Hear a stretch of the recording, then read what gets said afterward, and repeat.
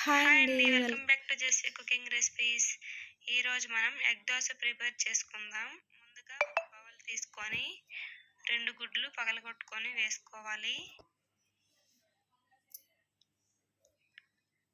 తర్వాత ఒక medium size onion cut చేసుకొని వేయాలి. తర్వాత ఒక పచ్చిమిర్చి, కొంచెం కొత్తిమీర చిన్న చిన్న ముక్కలుగా కట్ చేసుకొని వేసుకోవాలి.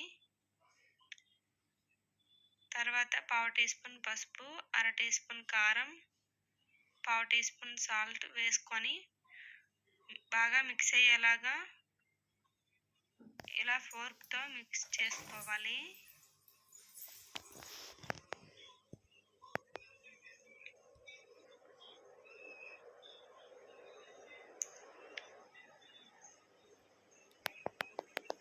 ఇలా చేసి పెడితే పిల్లలు కూడా ఇష్టంగా తింటారండి. డైరెక్ట్గా గుడ్డు తినమంటే తినరు కదా. ఇలా బీట్ చేసుకున్న తర్వాత స్టవ్ ఆన్ చేసి ప్యాన్ పెట్టుకొని 3 టేబుల్ స్పూన్ ఆయిల్ వేసుకోవాలి.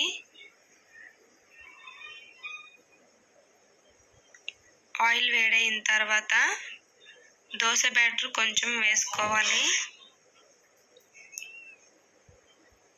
వేసుకొని దోశ మొత్తం స్ప్రెడ్ చేసుకోవాలి.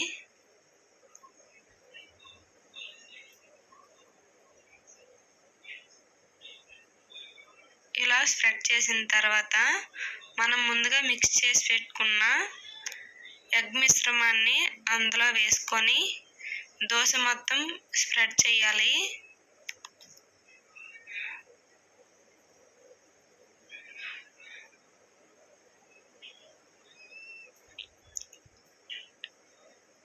ఇలా స్ప్రెడ్ చేసిన తర్వాత ఆయిల్ కొంచెం వేసుకొని సైడ్ వేసుకోవాలి. ఆయిల్ దోశ మొత్తం ఇలా స్ప్రెడ్ చేయాలి. తర్వాత మీడియం ఫ్లేమ్లో 1 మినిట్ ఇలా కాల్చుకోవాలి.